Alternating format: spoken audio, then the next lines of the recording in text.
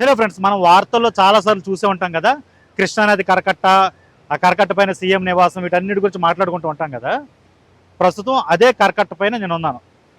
కరకట్ట starting point అనమాట ఇది. ప్రకాశం barrage దగ్గర నుంచి ఈ బకింగ్హామ్ కెనాల్ మీరు చూడండి, ఇది ఇలా చెన్నై వైపు వెళ్ళిపోతుంది. బకింగ్హామ్ కెనాల్ ఇక్కడ స్టార్టింగ్ పాయింట్ ఇది. ఆ ఎదురుగా కొత్తగా కట్టిన స్టీల్ బ్రిడ్జ్లు అవి. ఆ స్టీల్ బ్రిడ్జ్ మీకు బకింగ్హామ్ కెనాల్ పైన కనబడుతుంది కదా, ఆ స్టీల్ బ్రిడ్జ్ అది. అక్కడ నుంచి సీడ్ యాక్సెస్ రోడ్ స్టార్ట్ అవుతుంది. సో ఇప్పుడు ఏంటంటే సీడ్ యాక్సెస్ రోడ్డు ఈ ఆగస్టు 15 ప్రారంభమైపోతుంది. మరి ఆ తర్వాత ఈ కరకట్ట ఏమవుతుంది, అసలు ఈ కరకట్టనే ఎందుకు నిర్మించారు, దీన్ని ఏదైనా డెవలప్ చేస్తున్నారా లేకపోతే ఇలాగే వదిలేస్తారా? ఎలాంటి అంశాలపైన మాట్లాడేసుకుందాం, వచ్చేయండి.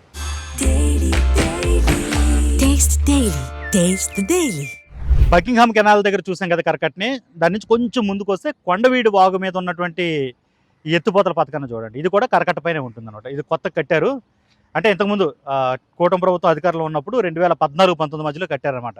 ఎందుకంటే అప్పుడు ప్రభుత్వం, గ్రీన్ ట్రిబ్యునల్ ఇవన్నీ కూడా చాలా అభ్యంతరాలు వ్యక్తం చేశాయి. ఈ ఏరియాలో కొండవీడు వాగు ఉంది, దానివల్ల కృష్ణానదిలో వరద వచ్చినప్పుడు, అంటే ఇదిగో కృష్ణానది చూడండి ఇటువైపు, కృష్ణానదికి వరద వచ్చినప్పుడు ఆ వాటర్ అంతా కూడా ఇలా కొండవీడు వాగులోకి వెళ్ళిపోతుంది, కాబట్టి అమరావతి ఆ ప్రాంతాలు మునిగిపోతాయని అప్పుడు అభ్యంతరాలు వచ్చాయి. సో అప్పుడు ఏం చేసిందంటే ప్రభుత్వం ఇక్కడ ఎత్తుపోతల పథకం కట్టి, అంటే లిఫ్ట్ ఇరిగేషన్ అనమాట. అలా వచ్చిన వరద నీటిని అమరావతి ప్రాంతంలో ఏదైనా వరద నీరు వస్తే దాన్ని కానీ, వర్షపు నీరు కానీ అక్కడి నుంచి తోడి ఇలా కృష్ణానదిలో పంపు చేస్తారనమాట. ఇది ఇక్కడి నుంచి చూడండి, అలాగా వరద ప్రభావం ఉన్నప్పుడు ఆ వచ్చినటువంటి వాటర్ మొత్తాన్ని ఇటువైపు ఇలా పంప్ చేసేస్తారు కృష్ణానదిలోకి. సో దీనివల్ల అమరావతికి వరద ప్రభావం ఉండదు అనేది ప్రభుత్వం అప్పుడు వేసినటువంటి ప్లాన్ అనమాట. సో ఇది చాలా హెల్ప్ అయింది. ఈ కరకట్టకు సంబంధించి, కరకట్ట అనేది ఒక రక్షణ కూడా వరద రాకుండా ఉండడానికి.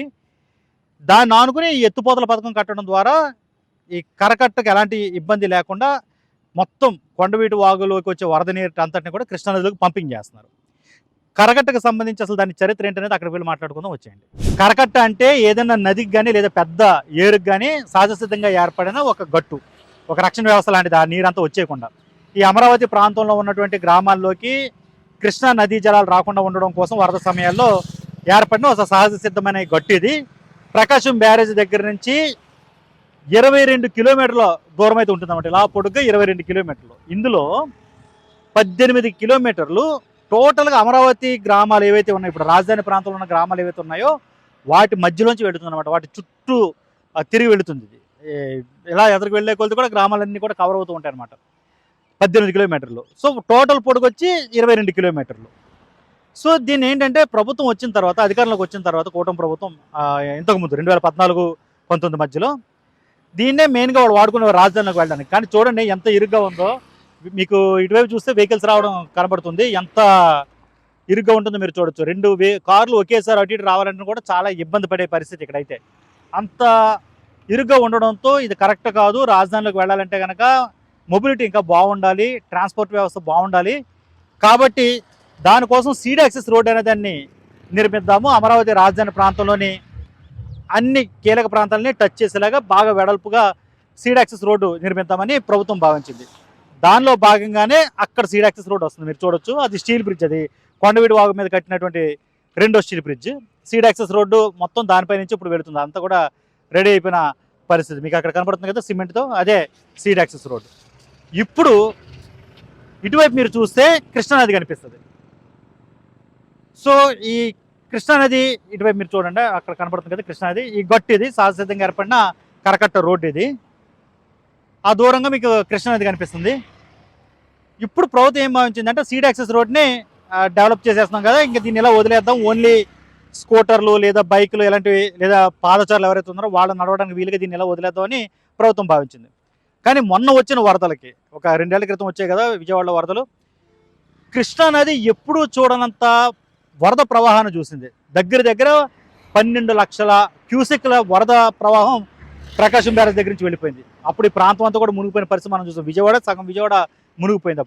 అప్పుడే బుడమేర కూడా పొంగొచ్చేయడం, దాని గట్టి తెగిపోవడం, ఇదంతా దృష్టిలో పెట్టుకుని ప్రభుత్వం ఏం చేస్తుందంటే, ఒకవేళ భవిష్యత్తులో కృష్ణానదికి 15 లక్షల క్యూసెక్ల వరద నీరు వచ్చినా కూడా, నిజానికి అంత రాదు, బట్ అంత వచ్చినా కూడా తట్టుకునేలాగా ఈ కరకట్టని డెవలప్ చేయాలి. దానికోసం దీనిని 4 లైన్ల రహదారిగా నిర్మించాలి అని వాళ్ళు డిసైడ్ అయ్యారన్నమాట. అంటే ఒక సీడ్ యాక్సెస్ రోడ్డుకి ఇది ఆల్టర్నేట్ అవుతుంది. దానికోసం ఇక్కడ ఆల్రెడీ ఉన్న ఈ కరకట్టని 4 లైన్లుగా మారుస్తారు. ఇందులో ఫస్ట్ ఫేజ్ ఏంటంటే దీనికోసం కొంత ఈ చదును చేసి వదిలేశారు ఈ ఏరియా. సీడ్ యాక్సెస్ రోడ్డు పనులన్నీ అయిపోయిన తర్వాత దీన్ని మొదలు పెడతారనమాట. దానికోసం ఏం చేశారంటే టోటల్గా ఈ 22 కిలోమీటర్లలోను ఫస్ట్ ఫేజ్లో 7 కిలోమీటర్ల దూరం వరకు దీన్ని 4 లేన్ల రహదారిగా మారుస్తారు. దానివల్ల ఏంటంటే కృష్ణా దాంట్లో ప్రవాహం ఎక్కువ వచ్చినా కూడా అమరావతిలోకి వాటర్ వచ్చేయకుండా ఉంటుంది. రెండోది అమరావతి ట్రాన్స్పోర్ట్కి ఇంకొక ఆల్టర్నేటివ్ రూట్ కూడా ఏర్పడుతుంది. ఈ 7 కిలోమీటర్లు ఎందుకంటే ప్రకాశం బ్యారేజ్ దగ్గర నుంచి డైరెక్ట్గా సీఎం ఇక్కడ తాత్కాలిక నివాసం ఉంది, మంత్రినాశ్రమం ఉంది, ఇవన్నీ దాటుకుని వెళ్ళి సీడ్ యాక్సెస్ రోడ్డుకి జాయింట్ అయిపోతుంది. ఆ 7 కిలోమీటర్ల ముందు అయితే దీన్ని 4 లేన్ల రహదారులుగా నిర్మిద్దామని ప్రభుత్వం భావించింది. ఆ పనులు ప్రారంభం అవుతున్నాయి. సీడ్ యాక్సెస్ రోడ్లు ఒకసారి మొత్తం కంప్లీట్ అయిపోయి దాన్ని ఓపెన్ అయిపోయిన తర్వాత ఈ పనులు ప్రారంభం అవుతాయి. ఇది కరకట్ట రోడ్డు కాస్త చిన్నగా ఉంది కదా, అటువైపు మీకు చూస్తే సీడ్ యాక్సెస్ రోడ్డు కనిపిస్తుంది. ఈ రెండింటికి ప్రధానమైన ఇక్కడ నుంచి మీకు బాగా కనిపిస్తుంది. అది ఆ స్టీల్ బ్రిడ్జ్ వరకు ఆల్మోస్ట్ వెళ్ళిపోతుంది. స్టీల్ బ్రిడ్జ్ దగ్గర నుంచి మళ్ళీ వాళ్ళు కూడా ఈ కరకట్ట రోడ్లోకి రావాల్సిందే ఆ వెళ్తున్న వెహికల్స్ కూడా. ఎందుకంటే ఇంకా ఓపెన్ కాలేదు కదా, స్టీల్ బ్రిడ్జ్లో యాక్సెస్ రోడ్ ఫుల్గా ఓపెన్ కాలేదు కాబట్టి అధికారికంగా ప్రస్తుతానికైతే ఆ ఎదర వరకు వెళ్ళి అవి కూడా ఈ కరకట్ట రోడ్డు మీదకి ఎక్కేయాల్సిందే. ఇది కరకట్ట రోడ్డు ప్రస్తుతానికి దాని మీద కూడా వెహికల్స్ అయితే వెళుతున్నాయి. బట్ ఆ తేడా మీకు బాగా క్లియర్గా కనిపిస్తుంది. ఇది చాలా చిన్నగా ఉంటుంది. అది చూస్తే కనుక అసలు టోటల్ పెద్ద వెహికల్స్ అన్నీ కూడా వెళ్ళిపోవచ్చు, సూపర్ స్పీడ్తో వెళ్ళిపోతాయి. ఆ రెండు ఒకే ఫ్రేమ్లో మీరు చూడండి, రెండు ఒకే ఫ్రేమ్లో కనిపిస్తున్నాయి. ఇదేమో కరకట్ట రోడ్డు, అదేమో సీడ్ యాక్సెస్ రోడ్డు. ప్రకాశం బ్యారేజ్ దగ్గర మొదలైన కరకట్టలో మనం ప్రయాణిస్తూ వచ్చాము. 7 కిలోమీటర్లు వచ్చిన తర్వాత ఇక్కడ విడిపోతుంది అనమాట. ఈ రోడ్డు ఇలాగా సీడ్ యాక్సెస్ రోడ్డుకి వెళ్ళిపోతుంది. ఇలా కరకట్ట రోడ్డు వచ్చి ఇక్కడ నుంచి ఇలాగా సీడ్ యాక్సెస్ రోడ్లోకి కనెక్ట్ అయిపోతుంది. కొంచెం ఎదురు చెట్ల వెనకాల సీడ్ యాక్సెస్ రోడ్డు ఉంటుంది, కనెక్ట్ అయిపోతుంది. ఈ సచివాలయానికి వెళ్ళే రూట్ అని అక్కడ ఒక బోర్డు కూడా మీకు కనిపిస్తుంది చూడండి. సో ఆ సచివాలయం నుంచి వచ్చే అంటే అమరావతి నుంచి వచ్చే వెహికల్స్ అన్నీ కూడా ప్రస్తుతానికి ఇంకా సీడ్ యాక్సెస్ రోడ్ ఓపెన్ కాలేదు కాబట్టి ఇక్కడ ఇలాగ కరకట్ట పైకి వచ్చేసి విజయవాడ వెళ్ళిపోతున్నాయి ఇవన్నీ కూడా. ఆ ఎదురుగా మీకు కనిపిస్తున్న ఆ పెద్ద బిల్డింగ్ ఏదైతే ఉందో అది మంతెన ఆశ్రమం. దాన్ని దాటి కొంచెం ఎదురుకెళ్తే సీఎం తాత్కాలిక నివాసం, ప్రస్తుతం చంద్రబాబు నాయుడు ఉంటున్న తాత్కాలిక నివాసం అనేది అక్కడ మీకు కనిపిస్తుంది. ఈ వస్తున్న వెహికల్స్ అన్నీ కూడా ఇలాగా ఇక్కడ కట్ అయ్యి అమరావతిలోకి వెళ్ళిపోతున్నాయి సీడ్ యాక్సెస్ రోడ్లోకి అనమాట. సో ఇలాగ కంటిన్యూషన్ అయ్యే రోడ్డు ఇంకోటి మీకు కనిపిస్తుంది చూడండి. ఇది యాక్చువల్గా ఈ కరకట్ట రోడ్డు అలా పొడుగు వెళ్ళిపోతుంది అనమాట. ఇక్కడ దాకా 7 కిలోమీటర్లు కదా, ఇక్కడ నుంచి ఇంకొక 15 కిలోమీటర్లు అమరావతి గ్రామాలన్నింటినీ చుట్టుకుంటూ వెళ్ళిపోతుంది కరకట్ట.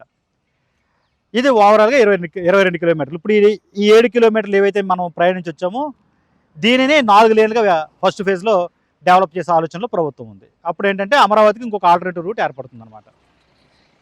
యాక్చువల్గా కృష్ణా నది మీకు అవతల వైపు ఉంటుంది.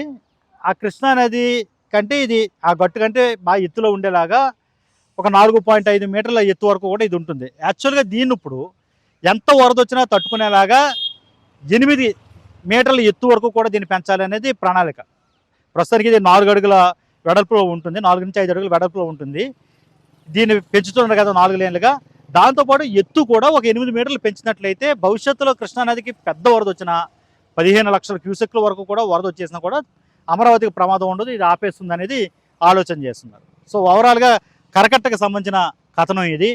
అంటే చాలాసార్లు ఆల్రెడీ చెప్పుకున్నట్టు సీడ్ యాక్సెస్ రోడ్ అంటే ఏంటి, కరకట్ట అంటే ఏంటి అనే ఒక డౌట్ చాలా మందిలో ఉంటుంది కదా, అది క్లారిఫై చేయడానికే ఒక స్పష్టత ఇచ్చే ప్రయత్నం అయితే ఏబీపీ దేశం చేస్తుంది. మరిన్ని అప్డేట్స్ కోసం చూస్తూనే ఉండండి ఏబీపీ దేశం.